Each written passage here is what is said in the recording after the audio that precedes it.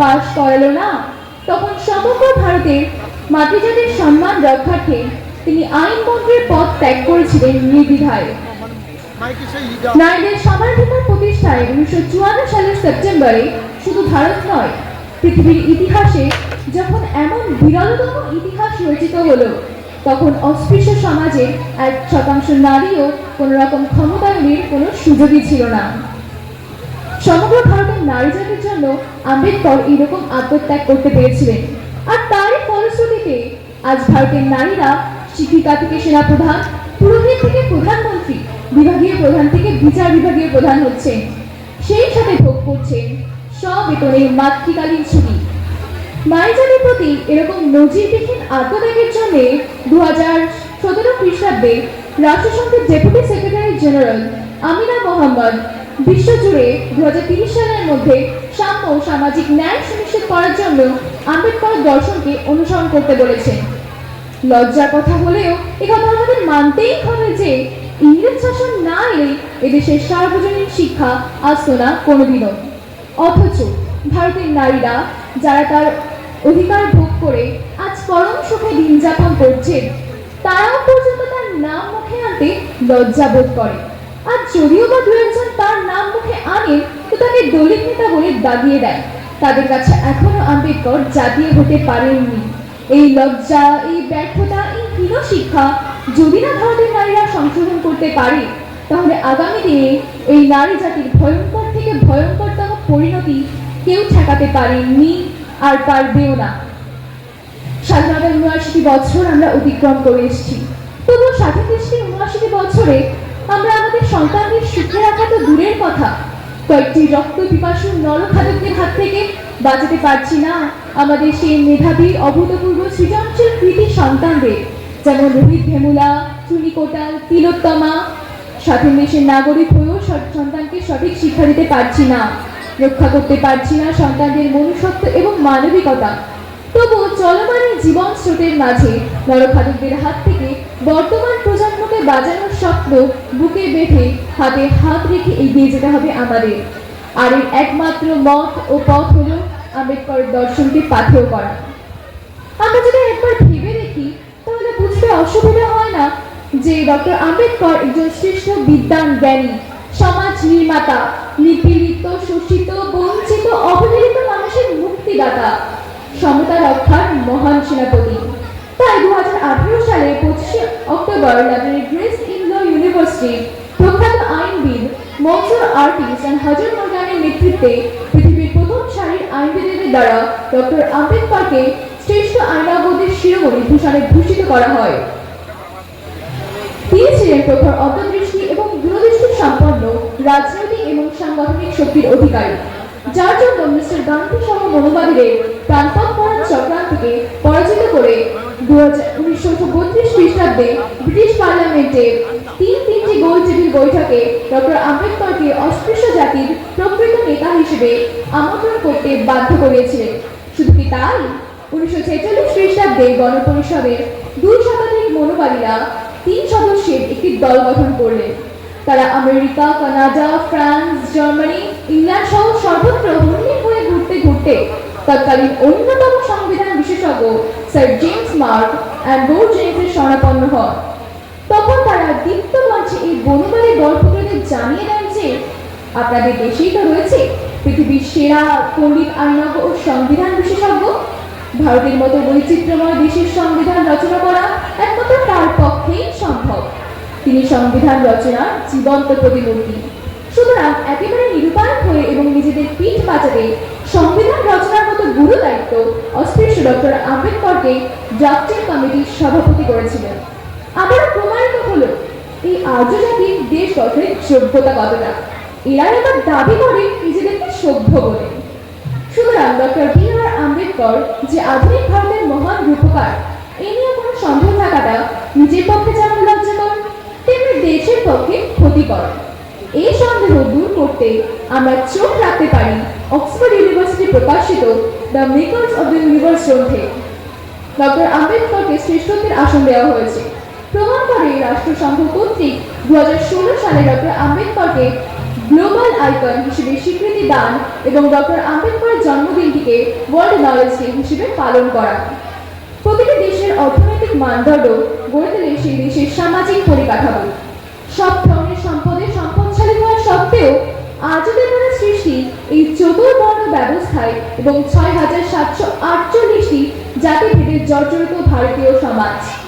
আধুনিক ভারতের মহান রূপকার ডক্টর বি.আর. আম্বেদকর বুঝেছিলেন ধনী ও দরিদ্র ব্যবধান ঘোচাতে এবং শ্রেণীহীন সমাজ গঠন করতে হলে আগে জাত ব্যবস্থা ধ্বংস করে ভারতকে জাতহীন করতে হবে। তাই তিনি সর্বদা এই সামাজিক সাম্য এবং অর্থনৈতিক সাম্য প্রতিষ্ঠা করার জন্য চেষ্টা করে গেছেন। তাই তিনি গবেষণা করে দেখেছেন যে শ্রমিক শ্রেণীর দুইটি শত্রু, বর্ণতন্ত্র অপরটি ধনতন্ত্র। ধনতন্ত্রের প্রতিষ্ঠার আদর্শ হল ব্রাহ্মণ্যতন্ত্র, যার প্রধান স্তম্ভ জাতি ব্যবস্থা। তিনি ভারত বিধ্বংসী জাতি ব্যবস্থা নির্মূল করার জন্য চোখে আঙুল দিয়ে দেখিয়ে দিয়েছেন যে বহুজন আন্তর্জাতিক বিবাহের মাধ্যমে জাতি ব্যবস্থা নামক দুরারোগ্য ব্যাধি দূর করতে হবে। এটি বাস্তবায়িত করার জন্য জাতি বিলুপ্তি নামক মহামূল্যবান সম্পদ দিয়ে গেছেন। শুধুমাত্র এই একটি গবেষণামূলক গ্রন্থের উপর নির্ভর করে মাত্র ৩০-৪০ বছরের মধ্যে সমগ্র ভারতের সামাজিক সমতা রক্ষা করা সম্ভব।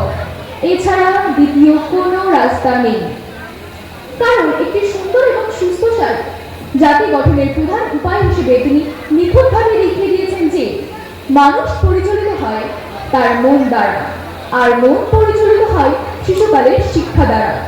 শিশুকালের সে শিক্ষা দেন পিতা ও মাতা।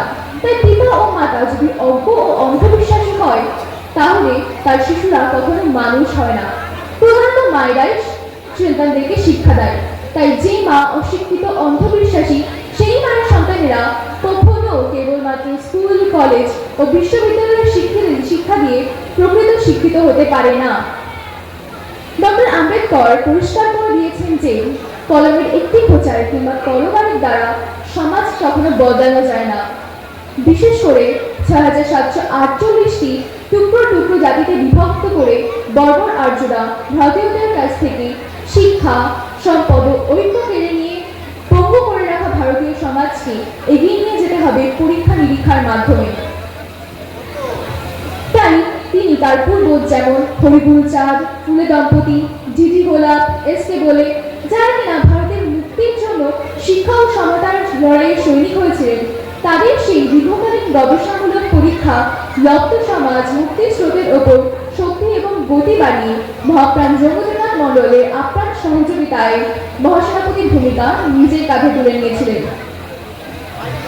তিনি প্রমাণ করে দিয়েছেন যে সামাজিক সাম্য এবং স্বাধীনতা এর মূল দ্বার, আর শিক্ষা হল এর প্রবেশদ্বার।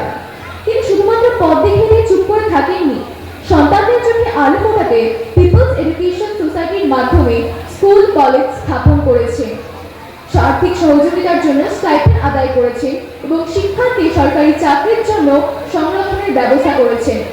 সেই সাথে এমপ্লয়মেন্ট এক্সচেঞ্জের মাধ্যমে বেকারত্ব দূরীকরণ তার অভিনব কৃতিত্ব। তিনি ভীষণভাবে আমাদের সাবধান করে দিয়ে গেছেন, ওরা তোমাদের সব দেবে শুধু শিক্ষা ছাড়া, কারণ শিক্ষা প্রশ্ন চিহ্নের জন্ম দেয়। তার সাবধানী বাণী কতটা যে সত্য প্রতিদিন ঘুম থেকে উঠলেই তা আমরা উপলব্ধি করতে পারি। আপনি ভাবছেন কি করে? তাহলে নিজের বিবেকে একবার প্রশ্ন করে দেখুন না, অতীতে যারা আমাদের বিভিন্ন কোনোদিনও শিক্ষাগুরু হয়নি এবং অপরকে হতে দেয়নি, আজ তারা আমাদের সন্তানদের শিক্ষা পেয়ে নেওয়ার জন্য দীক্ষাগুরু সেজে কেমন আমাদের দরজায় প্রতিদিন কড়া নাড়ছে। এটা কি ভূগোলের মধ্যে ঝুড়ি লুকিয়ে রেখে মিছরি বলার মতো নয় কি? আমাদের মতো অস্পৃশ্যদের ভোটদানের অধিকার এবং আইন সভার প্রতিনিধিত্বের ভাগিদারি আদায় করতে গিয়ে তাকে হারাতে হয়েছিল 2 পুত্র এবং স্ত্রী রমাকে, আর আমরা অকালে হারিয়েছি তার মতো সুমহান দেশপ্রেমিককে। তবুও আপামর ভারতবাসীর অধিকার রক্ষার্থে তিনি রেখে গেছেন এডুকেট, এডুকেট অ্যান্ড অর্গানাইজ হওয়া মহামন্ত্র হিসেবে ভারতের সংবিধান। ক্ষুধার্ত উদরে অন্ন যোগাতে তিনি গুরু দায়িত্ব নিজের কাঁধে তুলে নিয়ে 1937 সালে ভূমিহীন সংস্কারের মাধ্যমে ভূমিহীন কৃষক যাতে ভূমির রাইতিসত্ত্ব পায় তার জন্য ইংরেজ সরকারকে তীব্র আন্দোলনের মাধ্যমে বাধ্য করেছিলেন ভূমিহীন কৃষকদের ভূমিদানের ব্যবস্থা করতে। যার ফলস্বরূপ আমাদের বঙ্গের ভূমিহীন কৃষকেরা তেভাগা আন্দোলনের মধ্যে দিয়ে আজ কিছুটা হলেও ভূমির মালিক হতে পেরেছে। শুধু কি তাই, বর্তমান ভারতের প্রতিটি কৃষক, কামার, কুমার, কুলি, কারিগর, আবাল, বৃদ্ধ, বনিতা প্রতিদিন যা কিছু অধিকার কিংবা ন্যায় বিচার ভোগ করছেন তা একমাত্র ওই আম্বেদকরের সংবিধানের জন্য। আর যিনি তার ন্যায্য অধিকার কিংবা ন্যায় বিচার থেকে বঞ্চিত হচ্ছেন তাও ওই সংবিধান লঙ্ঘনকারী বা জাতিবাদী বর্ণবাদীদের জন্য। Doctor B.R.. আম্বেদকর দীর্ঘ 4 দশক ধরে সূক্ষ্ম গবেষণার মধ্যে দিয়ে অতন্ত্র প্রহরী করে রক্ষা করে গেছেন আমাদের। উদাহরণ হিসেবে যদি আমরা দেখতে চাই তাহলে দেখব যে বেনিয়াজিরি বিড়লার কাছ থেকে হাজার হাজার টাকা নিয়ে গান্ধী হাজার হাজার নতুন প্যান্ট শার্ট তৈরি করে এবং সেগুলি অস্পৃশ্যদের পরিয়ে সাইমন কমিশনের সামনে আনে এবং বলতে বাধ্য করে যে আমরা ভালো আছি, আমাদের কেউ শোষণ করছে না। আবার পরের দিন এক অস্পৃশ্য মহিলাকে শিখিয়ে পড়িয়ে গান্ধী তাকে কি পরিত্যক্ত মন্দিরে ঢোকালেন এবং তাকে নিয়ে সাইমন কমিশনের সামনে ডাহা মিথ্যে কথা বলালেন যে বর্ণহিন্দুরা আমাদের মন্দিরে প্রবেশ করতে দেয়, অস্পৃশ্য জনিত কোনো বাধা নেই আমাদের, আমরা ভালো আছি। সাইমন কমিশনের কাছে মনোবাদীদের এমন ষড়যন্ত্রের কাছে পরাজিত না হয়ে ডক্টর আম্বেদকর ঠান্ডা মাথায় সেই মহিলাটিকে পাশের ব্রাহ্মণবাড়ির কুয়া থেকে এক বালতি জল তুলে আনতে বললেন। তখন জল আনা তো দূরের কথা, ব্রাহ্মণবাড়ির কুয়া থেকে জল আনার কথা শুনে মহিলাটি কাঁপতে লাগলেন। তখন সব জায়গায় ধরে ফেলেন কমিশনের সদস্যরা। গান্ধীর মতো ভেকভারী মনোবাদীরা যারা অস্পৃশ্যতা দূরীকরণের নামে একের পর এক ষড়যন্ত্র করে যাচ্ছিলেন তা আম্বেদকরের মতো প্রখর অন্তর্দৃষ্টি এবং দূরদৃষ্টি সম্পন্ন জ্ঞানী এবং সর্বশ্রেষ্ঠ দেশপ্রেমীকে ফাঁকি দিতে পারেননি, যা আম্বেদকর ছাড়া আর কারোর পক্ষে উপলব্ধি করা এবং তার মোকাবিলা করার ক্ষমতা ছিল না। পরিশেষে আমরা একাগ্র চিত্তের কথা বলতে পারি যে আমাদের সকলের পিতা ও মাতা আমাদের কাছে পরম শ্রদ্ধেয় এবং গুরুজন। একজন পিতা অথবা মাতা তার সন্তানদের জন্ম দেওয়া সুশিক্ষায় শিক্ষিত করে তুলতে পারে, অবশ্য যদি সামর্থ্য থাকে। কিন্তু ডক্টর ভীমরাও রামজি আম্বেদকর আমার আপনার জন্য শুধুমাত্র খাদ্য, বস্ত্র, বাসস্থান এবং শিক্ষার ব্যবস্থা করে থেমে থাকেননি, সমগ্র ভারত তথা বিশ্ববাসীর জন্য রেখে গেলেন শিক্ষা, সম্পদ এবং ঐক্য স্থাপন এবং তার সুরক্ষার জন্য সুবৃহৎ সংবিধান। তাই এমন একজন মহান শিক্ষাবিদ, সমাজ দরদী, সমাজ নির্মাতা, আইনবিদ, অর্থনীতিবিদ, সূক্ষ্ম ও সুন্দর পরিকল্পনাবিদ, প্রখর অন্তর্দৃষ্টি এবং দূরদৃষ্টি সম্পন্ন সর্বশ্রেষ্ঠ দেশপ্রেমিক, যিনি সাম্য, মৈত্র এবং সৌভ্রাতৃত্বের মূর্ত প্রতীক, তাকে যদি আজ আমরা অবনত মস্তকে আমাদের জাতির পিতা বাবা সাহেব হিসেবে স্মরণ করতে না পারি তাহলে অতীতের সেই আমোদ সূত্রটি আবার বাস্তবায়িত হবে। ইতিহাস থেকে শিক্ষা না নিলে ইতিহাস তোমাকে শিক্ষা দেবেই দেবে। বিশ্ববাসী দিচ্ছে ডাক, ভারতের মূল নিবাসীরা জাগরে যাক। রাষ্ট্রসংঘ দিচ্ছে ডাক, ভারতের মূল নিবাসীরা জাগরে যাক। উত্তর দক্ষিণে, পূর্বে পশ্চিমে উঠেছে আওয়াজ, জয় ভীম, জয় ভারত। নমস্কার। ধন্যবাদ। অয়ন্তিকা একটু দাঁড়িয়ে যাও। আমাদের ঘরের মেয়ে অয়ন্তিকা। নমস্কার সবাইকে। আমি একটু বলে দিই, ওকে দেব পুরস্কার। ও এত সুন্দর বলেছে, ও আমাদের উত্তরসূরি, ওই টেনে নেবে আমাদের এই সমাজকে। ওর মতো আরো আরো মেয়ে এগিয়ে আসুক, জাগরিত হোক, জেগে উঠুক এই সমাজের মেয়েরা। আমি সেই আশীর্বাদ করি আমার নাতনি, এটা ওকে আমি 100 টাকা পুরস্কার দিয়ে সম্মানিত করছি। জয় ভীম, জয় ভারত। শুধু রুবিতে নয়, আমাদের সঙ্গে এখানে উপস্থিত আছেন, নিজেই উঠে এসেছেন, বিনোদনে এসে আগে উঠে যাচ্ছিলেন, আমি ওনাকে আটকে রেখেছিলাম। আমাদের প্রতিষ্ঠাতা সম্পাদক সমীর কুমার রায় মহাশয়, উনি অয়ন্তিকাকে যথাসাধ্য মানে সম্মান জানিয়ে ওকে আশীর্বাদ জানান। অয়ন্তিকা খুব ভালো মেয়ে, যাই হোক আমাদের ঘরের মেয়ে, এইভাবে এগিয়ে আসুক, তার বক্তৃতা সারা পৃথিবী শুনুক এবং এখান থেকে